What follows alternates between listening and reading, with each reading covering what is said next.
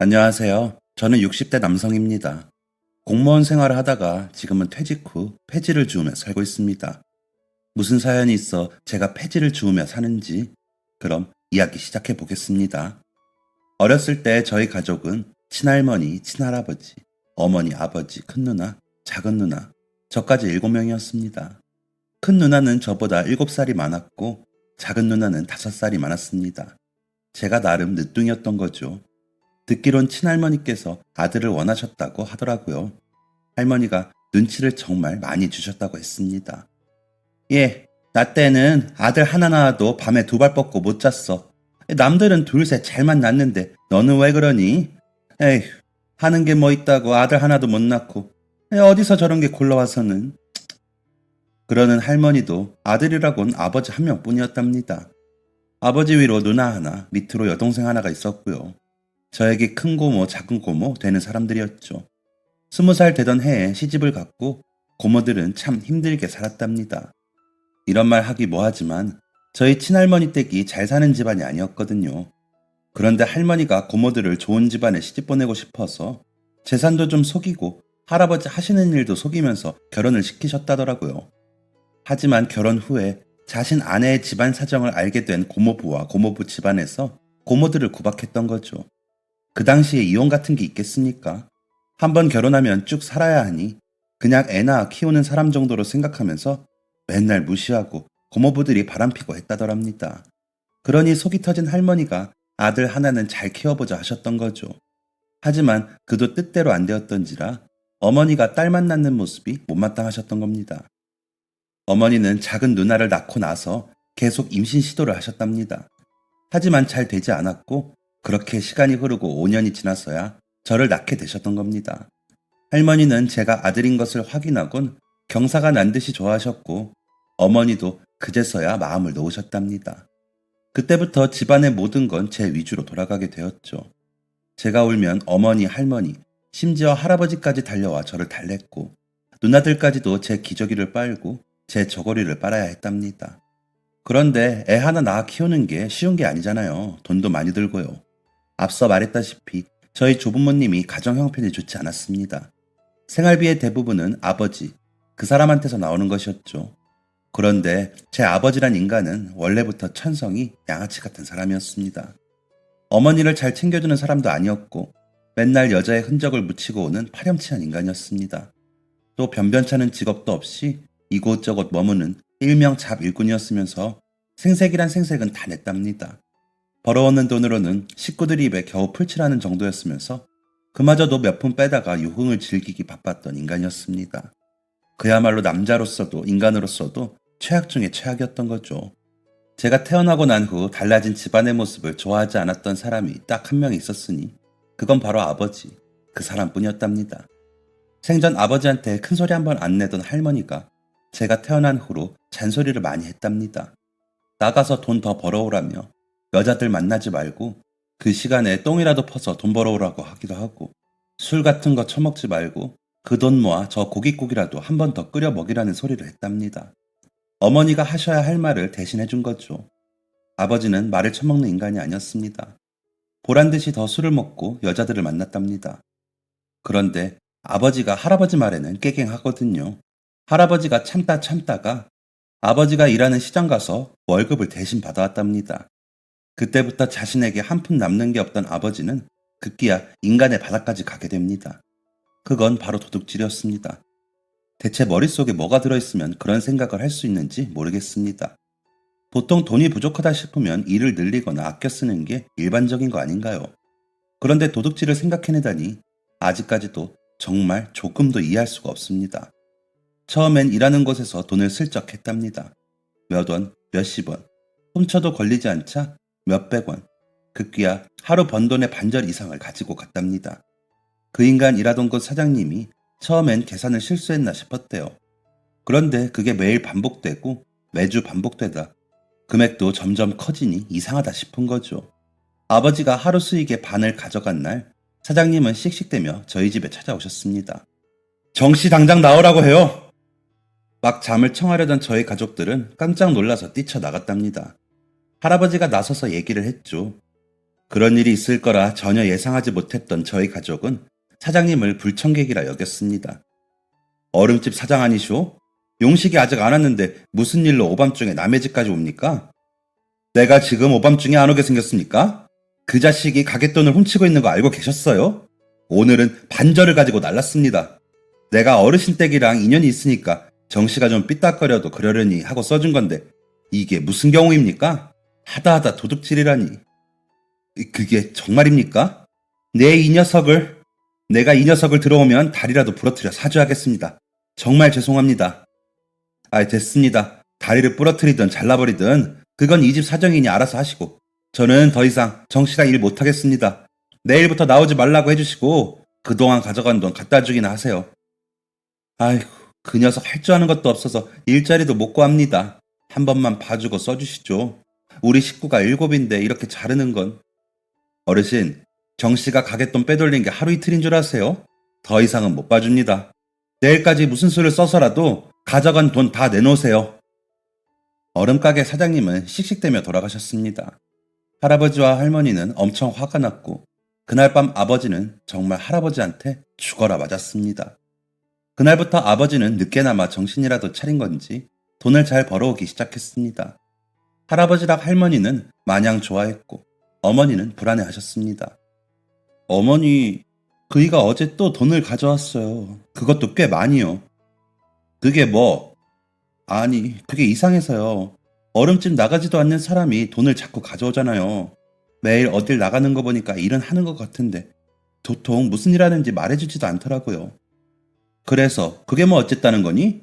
너는 어떻게 된 게 서방이 돈을 잘 벌어와도 징징거리니?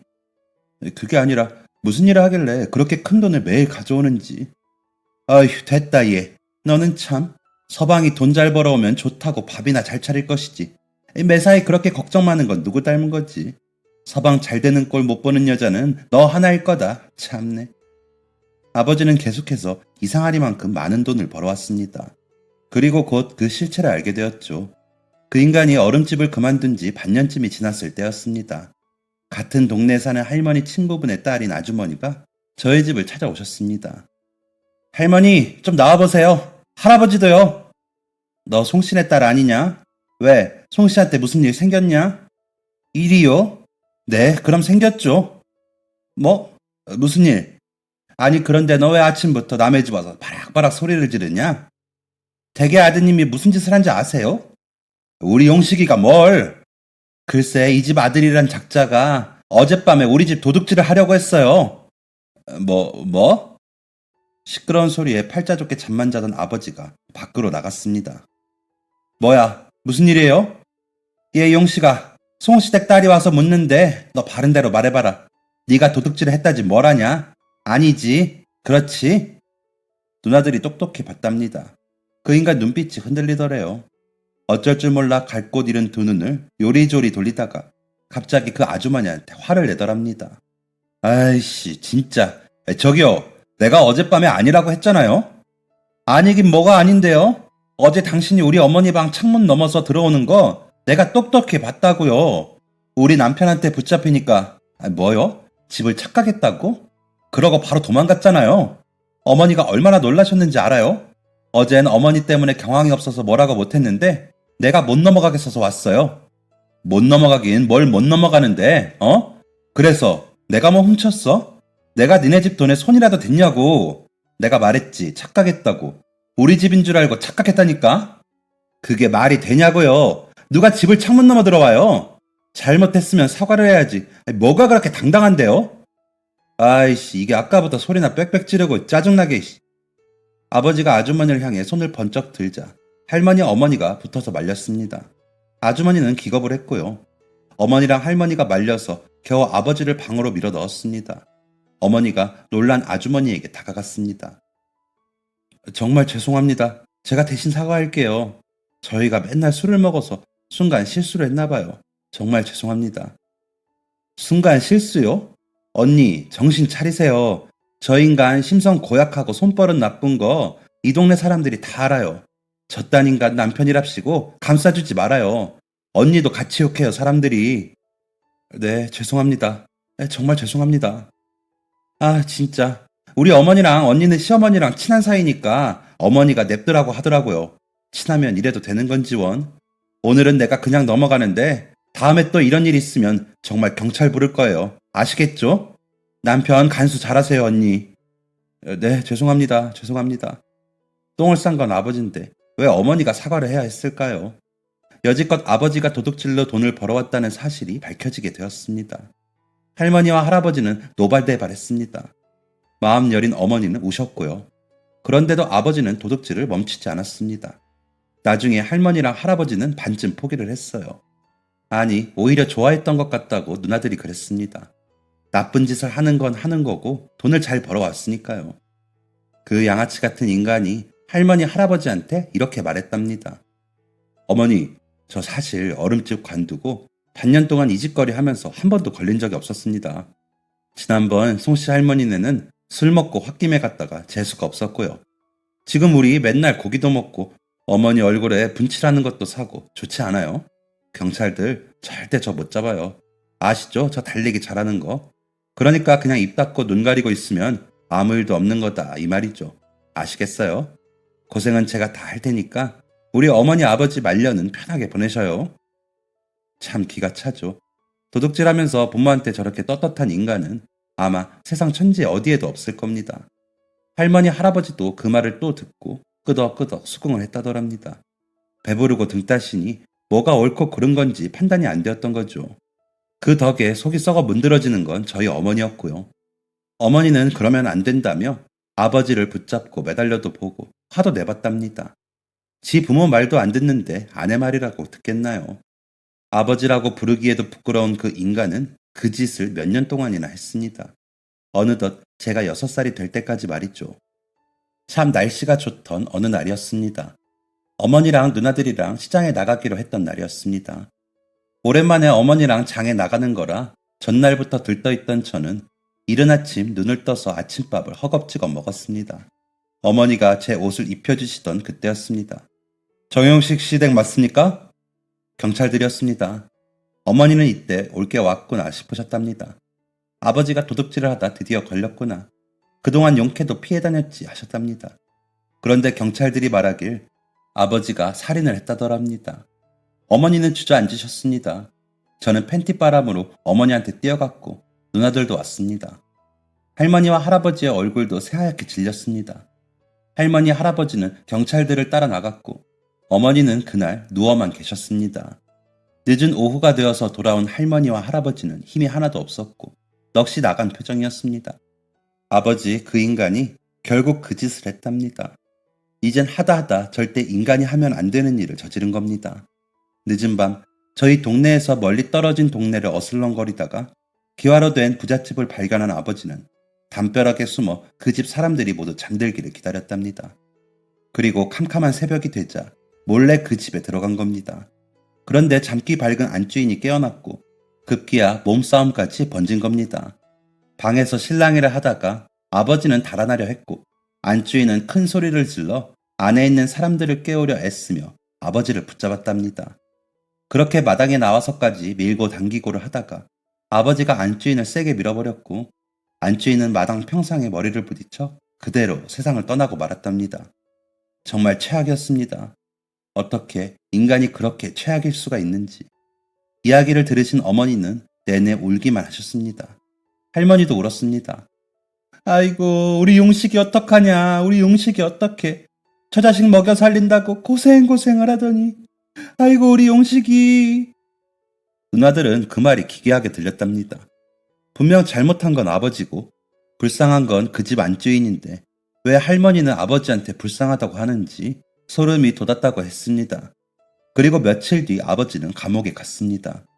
그럼 이 집안의 가장은 누가 되는 것일까요? 바로 저희 어머니였습니다. 그때 할아버지 할머니 다 건강했습니다. 병 하나 없고 사지 멀쩡했습니다. 동네 할머니 할아버지들 다 시장 가서 일하시고 그러셨습니다. 그런데 저희 집 할머니 할아버지만 일을 안 하더라고요. 하기사 몇 년간 아들이 벌어다 준 돈으로 먹고 살았으니 일할 생각이나 났겠습니까? 결국 저희 어머니가 육아에 일까지 하셨습니다. 큰 누나는 국민학교 졸업 몇 달 남겨뒀었는데 졸업 못하고 어머니랑 같이 일하러 나갔습니다. 저도 같이 나갈 때도 있었고 할머니가 돌봐줄 때도 있었습니다. 작은 누나 학교 끝나고 오면 작은 누나랑 놀았고요. 진짜 힘들게 살았습니다.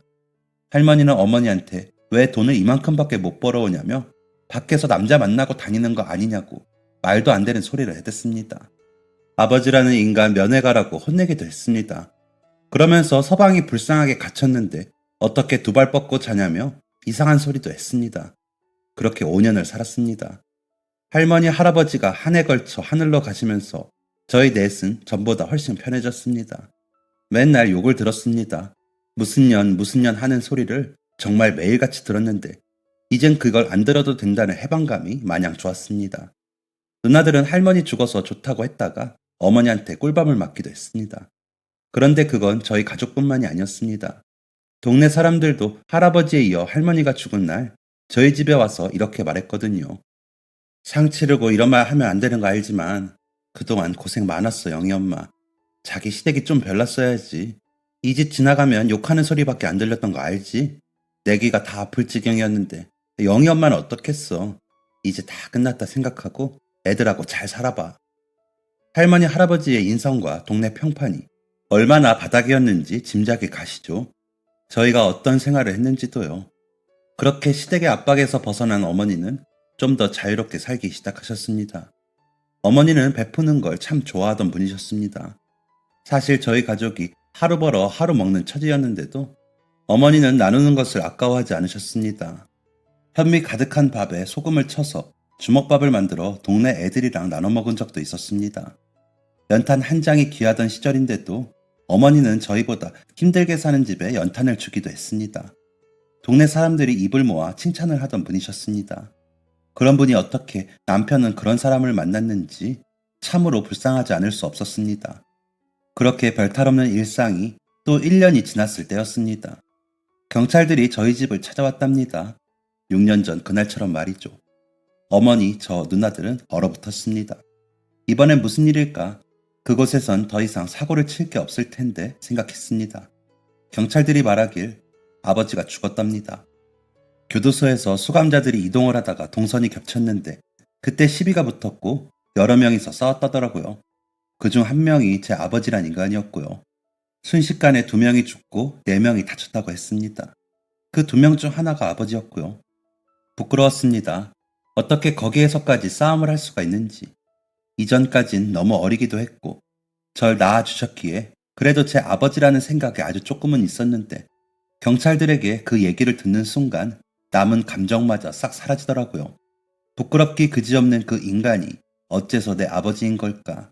어째서 내 어머니의 남편인 걸까? 구역질이 나왔습니다. 어차피 없던 아버지가 죽었다고 해서 달라지는 건 없었습니다. 이전과 달라진 게 있었다면 제 마음이었죠. 아버지라는 인간에 대한 경멸을 느낀 후 나는 절대 그렇게 살지 말아야지 하고 생각했습니다.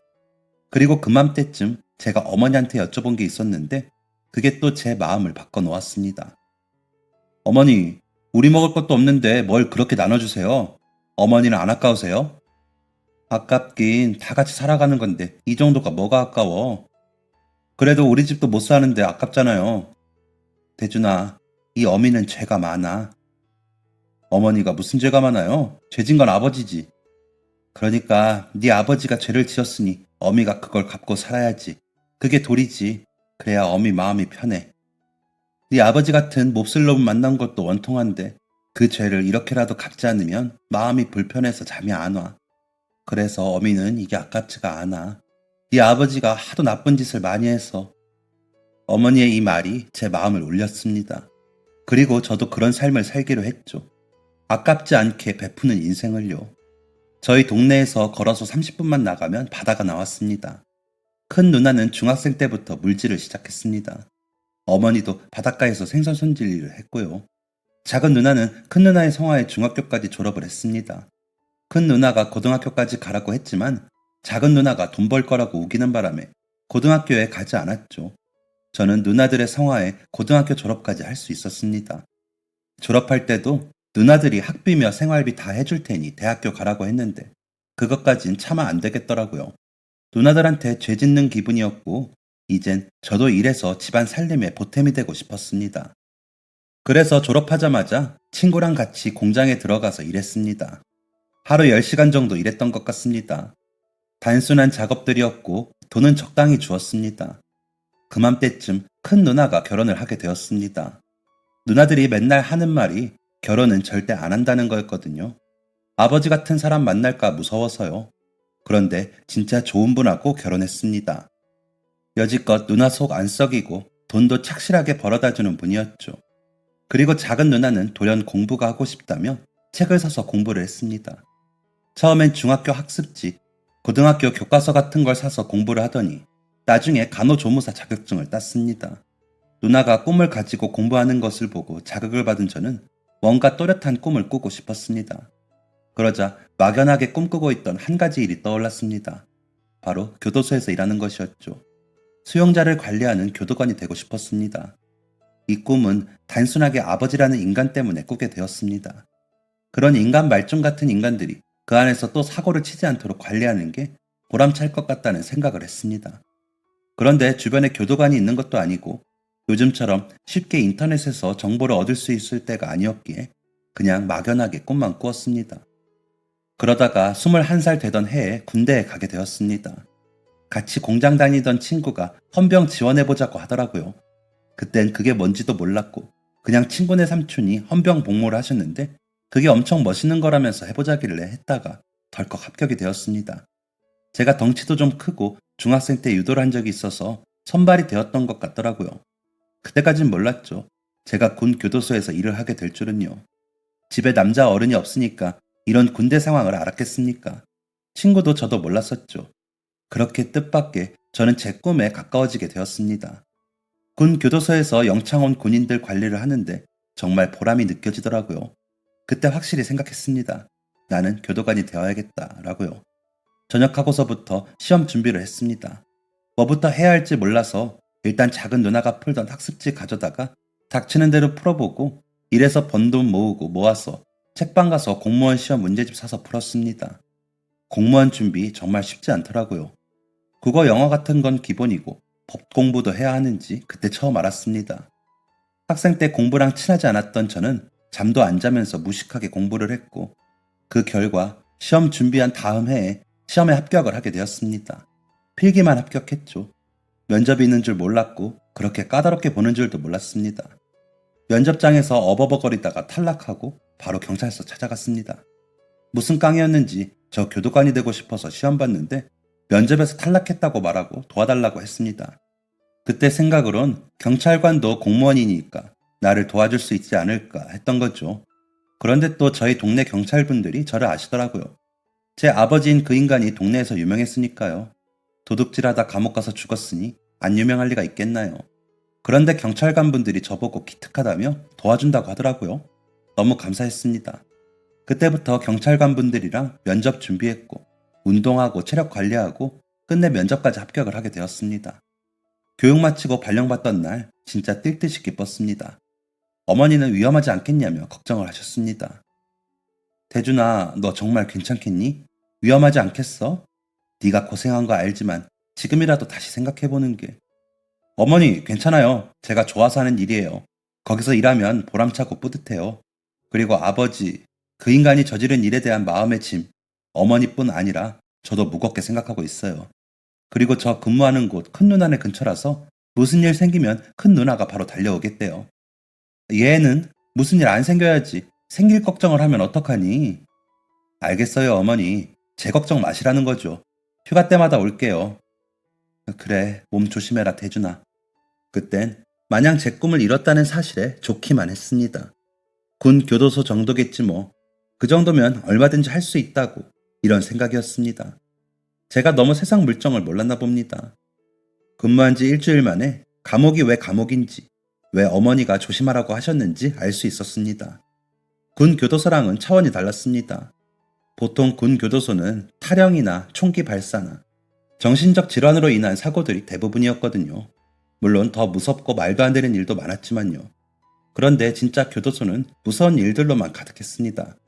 처음 교도소에 발을 들였을 때 이거 확실히 다르다는 느낌이 몸속까지 전해지는 기분이었습니다. 제가 진짜 겁이 없는 사람인데 그때 너무 겁먹어서 얼어있던 기억이 납니다.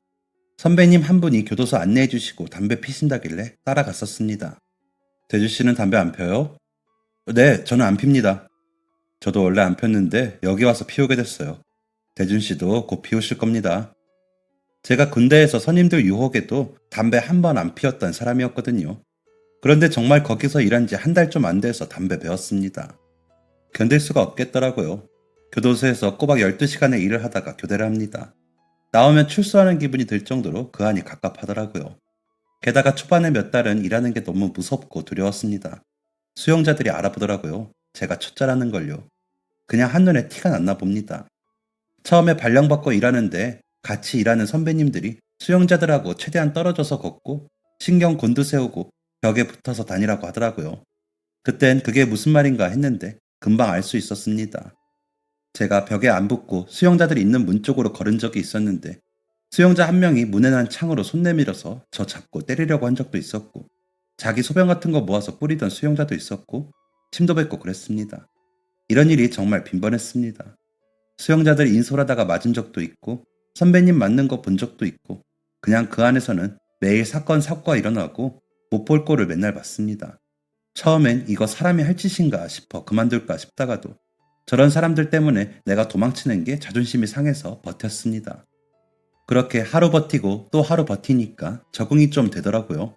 그대로 쭉 일을 하다가 어느덧 40대가 되었을 때였습니다. 그 정도 일을 해보니까 이들도 사람이구나 라는 생각이 들더라고요. 그동안엔 아버지랑 똑같은 사회의 악, 쓰레기 같은 사람들이라고 생각했는데 수백, 수천 명의 수용자들을 보다 보니까 저마다의 사정이 있고 억울한 사정도 있고 복잡한 것들이 얽힌 그냥 사람이었습니다. 그렇다고 그들이 잘했다는 게 아니라 잘못했으니 마땅히 교도소에서 죄를 받고 나가서 잘 생활하길 바랄 뿐이었죠. 저희 교도관이 하는 일 중에 하나가 수용자들하고 면담을 하는 일이 있습니다. 지금은 모르겠지만 그 당시 제가 있던 교도소에서는 필수는 아니었고 수용자들이 요청하기도 하고 어느 정도 호봉이 찬 교도관들이 신청해 상담을 할 수 있었습니다. 저도 그쯤 상담을 몇 번 했었는데 그때 인상 깊었던 사람이 있었습니다. 20대 초반의 아주 어린 수용자였습니다. 그 수용자는 수감되자마자 인솔하던 교도관에게 침을 뱉었습니다. 그런 경우는 덜어 있는지라 그런가 보다 했습니다. 그 수용자가 교도소에 들어온 이유는 도둑질이었습니다. 예전에 소년원 다녀온 기록도 있더라고요. 소년원에서 나온 이후에도 좀도둑으로 살면서 합의도 몇 번 해줬다가 이번엔 합의가 안 되자 수감된 것 같았습니다. 불현듯 제 아버지가 떠올랐습니다. 평생 짊어지고 살았던 마음의 무거운 짐이 더욱 무거워지는 기분이었습니다. 분명 그 사람과 아버지는 다른 사람인데 치가 떨렸습니다. 세상에 할 일이 얼마나 많은데 도둑질을 하는 건가? 그것도 젊은 사람이 싶었죠. 그 사람은 수용되고 난 뒤에 매일같이 사고를 쳤습니다. 같은 방 수용자들과 싸우기도 여럿 하다가 잠깐 독방에 간 적도 있었고 여기서 내보내달라 시위하며 밥 굶다가 병원에 간 적도 있었습니다. 사고뭉치 그 자체였죠. 그러다가 우연한 기회로 저랑 상담을 하게 되었습니다. 다른 교도관이 상담을 신청해서 하기로 했었는데 그분 개인 사정이 생겨 제가 한번 하기로 했던 거였죠. 솔직히 걱정이 많이 되었습니다. 교도관 생활 20년을 하면서 느낀 게 내 사심을 담으면 안 된다는 것이었거든요. 사심을 담으면 괜한 기대를 주거나 제 은밀한 부분을 들킬 수도 있으니까요. 그래서 그 수용자와의 상담이 겁이 나더라고요. 아버지랑 닮은 그 수용자에게 좋은 쪽이든 아니든 사심이 담길까봐요. 그렇게 떨리는 마음으로 상담을 시작했습니다. 안녕하세요. 제 인사에 수용자는 대답 대신 고개를 끄덕였습니다. 요즘 어때요? 이제 보름쯤 되었는데 어때요? 뭐 같아요? 욕을 했습니다. 깜짝 놀랐습니다. 흥분하지 않은 상태에서 그렇게 직접적으로 대놓고 욕을 하는 수용자는 잘 없었거든요. 특히나 상담을 할 때는 보통 예의를 갖추는 편인데 그러지 않아 놀라웠습니다. 어떤 게요? 그냥 다요. 나가고 싶어요. 그렇구나. 나가서 뭐 하고 싶은데요? 도둑질이요. 수용자가 기분 나쁘게 낄낄거리면서 웃더라고요. 저를 조롱하는 것이었습니다. 왜 도둑질을 해요? 할 수 있는 일 많잖아요. 무슨 일이요? 소년원 갔다 왔다고 받아주지도 않는데 일은 무슨? 나요. 아직까지 두 자릿수 덧셈이 헷갈려요. 그렇게 멍청한 제가 무슨 일이요? 그건 너무 비관적인 생각 같은데요. 덧셈이 어렵다고 다들 도둑질을 하진 않아요. 소년원 다녀온 사람들도 밖에서 일 잘할 수 있고요. 솔직히 노력하지 않았잖아요. 그쵸? 제가 전곡을 찔렀는지 수용자가 입을 꼭 다물었습니다. 그러더니 상담 그만하겠다고 하더라고요. 그날은 그렇게 상담을 끝냈습니다. 어린아이 같았습니다. 관심이 필요하고 지기 싫어하고 자신감 넘치는 사춘기 청소년 같았어요. 자꾸 신경이 쓰였습니다. 그래서 저는 그 수용자와의 상담을 이어가기로 했죠. 네, 솔직히 사심이 담겨져 있었습니다. 어쩌면 제가 저 사람을 바꿀 수 있지 않을까 하는 기대였죠. 자신의 마음을 꿰뚫어 봤다는 것 때문인지 수용자는 저와의 상담이 불편하다는 태도를 보였습니다. 그러면서도 매번 상담을 하긴 하더라고요. 그 이유가 있었습니다. 저와 첫 번째 상담을 마치고 또 사고를 쳤거든요. 같은 방 쓰는 사람과 싸움이 났었습니다. 그 수용자가 책을 휘둘렀는데 그걸 말리던 도중에 제 팔에 깊게 상처가 났었거든요. 작은 상처에서 피가 뚝뚝 흐르는데 덕분에 싸움은 멈출 수 있었지만 아직까지도 그 흉터가 지워지지 않았습니다. 미안하고 난감한 표정을 한 수용자한테 제가 그랬죠. 상담하자고요. 그래서 어쩔 수 없이 상담이 이어지게 된 것이었습니다. 수용자는 상담 때마다 귀찮은 듯한 표정을 했지만 몇 번의 상담을 거듭할수록 점점 마음을 열게 되었습니다. 오늘은 어때요? 오늘도 멋 같아요? 오늘은 개 같아요. 왜요? 누가 마음에 안 들어요? 같은 방에 있는 할아버지요. 새벽마다 화장실 간다고 저를 밟아요. 아프겠네요. 그럼 할아버지랑 자리를 바꿔보면 어때요? 어? 네, 그럼 밟힐 일이 없겠죠. 그렇게 수용자와의 거리를 좁혔습니다. 수용자도 점점 마음을 열었고요. 몇 번의 상담 끝에 수용자가 진짜 자기의 이야기를 해주었습니다. 전 가족이 없어요. 도둑질도 혼자 했고 사는 것도 혼자 살았고 그냥 평생 혼자예요. 부모님이나 형제는요? 부모님 없어요. 저 태어나자마자 버렸대요. 그래서 고아원에서 자랐는데 진짜 거지 같았어요. 차라리 교도소가 나을 정도로. 여긴 때리는 사람이 없잖아요. 거기서 맨날 혼나고 맞기도 하고. 힘들었겠네요. 죽고 싶었죠. 그래서 일부러 사고 친 것도 있어요. 차라리 소년원이 편하겠다 싶어서요. 근데 진짜로 소년원 갈 줄은 몰랐죠. 그런데 또 다녀오고 나니까 사회 인식도 거지 같고 할 줄 아는 것도 없고 한번 도둑질하니까 멈추기가 힘들더라고요. 이것보다 쉽게 돈 벌 수 있는 것도 없고요. 그래서 계속했어요. 그냥. 이건 정말 비밀인데 제 이야기 해줄까요? 저희 아버지도 나쁜 짓 해서 감옥에 갔었어요. 그리고 감옥에서 생을 마감했고 평생 저한테 안 좋은 기억으로 있어요.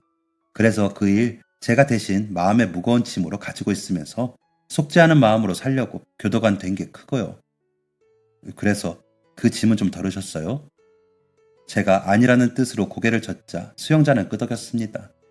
잠깐 우울했던 기분을 떨치고 제가 다시 물었습니다. 그래서 그렇게 도둑질한 거 지금은 후회해요? 네, 엄청. 복역 기간 끝나고 나가면 다른 일 할 거예요? 솔직히 자신 없는데 다른 일 해야죠. 다시 감옥 오기 죽어도 싫어요. 감옥이 왜 싫어요? 밥 맛없어요. 하하, 그럼 나가면 무슨 일 하고 싶어요? 기술 배울까 봐요. 저 소년원 나왔을 때 잠깐 세차 알바 했었거든요. 거기 일하는 사람들 멋있더라고요. 오, 잘 어울리네요. 그 일 꼭 잘 되기를 바랄게요. 감사합니다. 그 어느 때보다도 진심으로 그 수용자를 응원했습니다. 그리고 교도관님. 네? 죄송합니다. 네? 뭐가요? 그 상처요. 죄송해요. 그러려고 그런 건 아닌데. 하하, 괜찮아요. 정말 미안하면 나가서 열심히 살아주세요. 네, 꼭 그럴게요. 그리고 몇 달 뒤 수용자는 출소를 했습니다. 그렇게 그 수용자와의 인연이 끝인 줄 알았죠. 그로부터 또 시간이 한참 흐른 후 저는 퇴직을 하게 되었습니다. 퇴직 후 어떤 삶을 살아야 할까 고민이 많았습니다. 저보다 먼저 퇴직한 사람들을 보니 다들 저마다의 삶을 잘 찾아서 살고 있더라고요. 편하게 노후를 보내며 가족들과 함께하는 삶, 새로운 일자리, 자신만의 사업 등의 삶이었죠. 물론 아닌 사람들도 있었지만요. 저는 퇴직 후 일단 쉬어보자 했습니다. 그런데 평생 일만 하다가 쉬려고 하니까 그것도 못하겠더라고요. 그래서 같이 일하던 동료의 추천으로 건물 청소 일을 하게 되었습니다.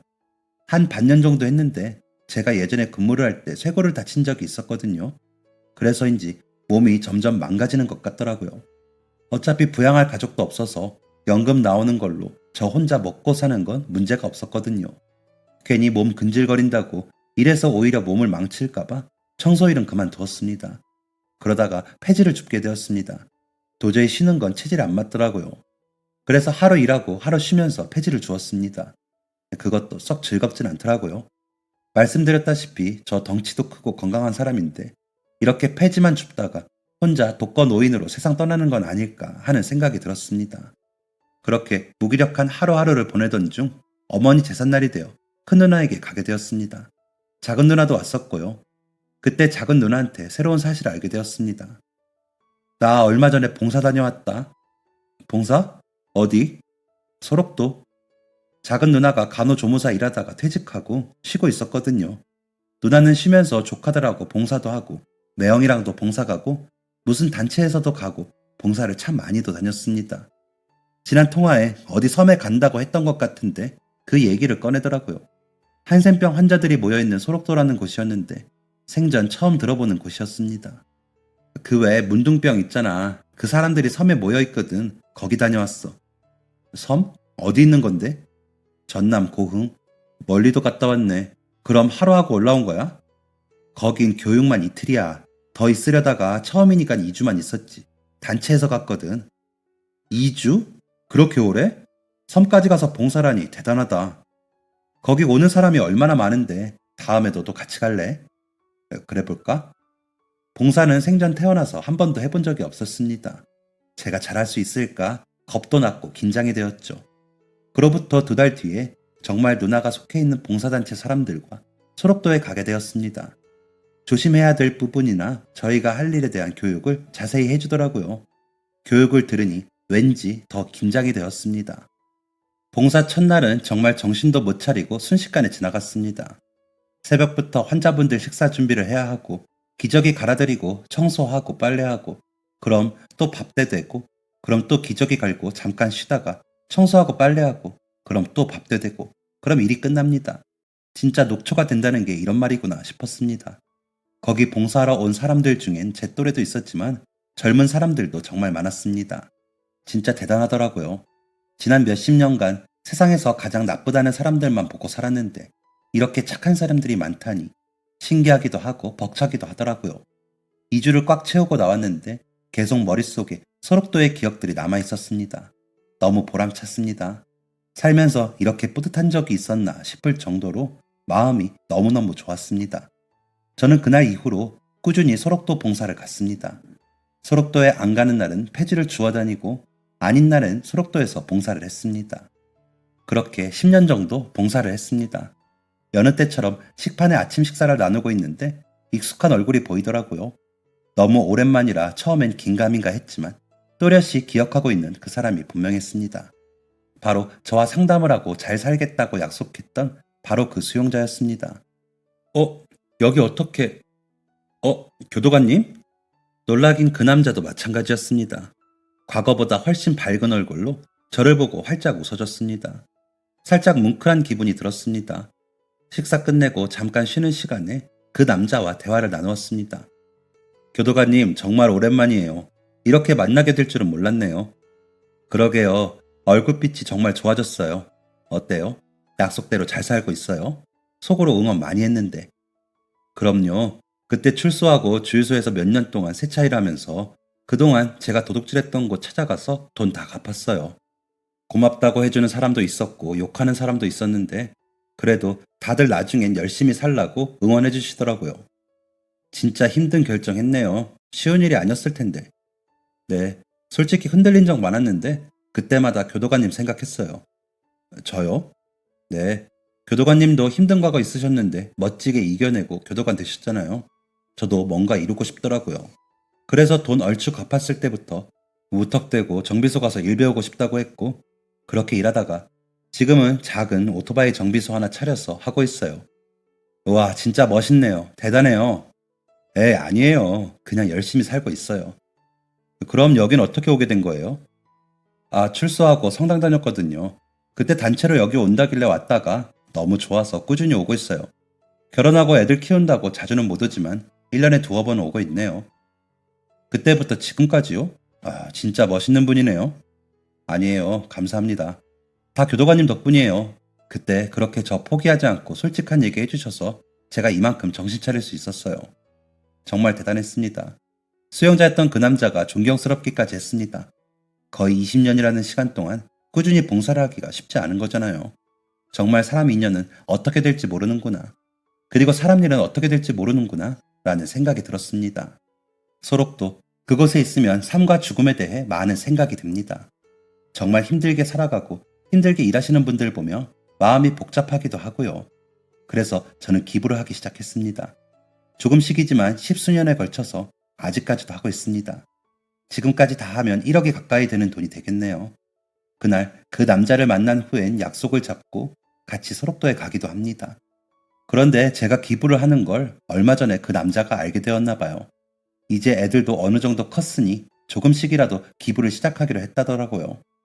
제가 이 사람에게 또 한 번 좋은 영향력을 주었다는 사실에 기분이 좋아졌습니다. 그리고 그 남자가 얼마 전에 제게 이런 말을 했습니다. 교도관님, 마음속에 있는 아버지의 죄, 그 무거운 짐 이제 내려놓으세요. 교도관님의 짐이 아닌 거 잘 아시잖아요. 그동안 고생 많으셨어요. 정말 오랜만에 혼자 눈물을 삼켰습니다. 평생 내가 갚아야 할 죄라고 생각하고 살았습니다. 그래야 할 것 같았습니다. 그런데 사실은 저도 알고 있었습니다. 그건 제 죄도 아니고 제 짐도 아닌 것을요. 저도 그 사람에게 좋은 영향을 받게 되었네요. 교도관을 했던 시간 동안 마주쳤던 수용자들, 출소 후 모두 행복하고 의미 있는 시간들이 가득하길 진심으로 응원하겠습니다. 저도 그런 시간들을 보내겠습니다. 감사합니다. 지금까지 사연 들어주셔서 감사합니다. 사연이 재밌으셨다면 구독과 좋아요를 눌러주세요. 감사합니다. 안녕히 계세요.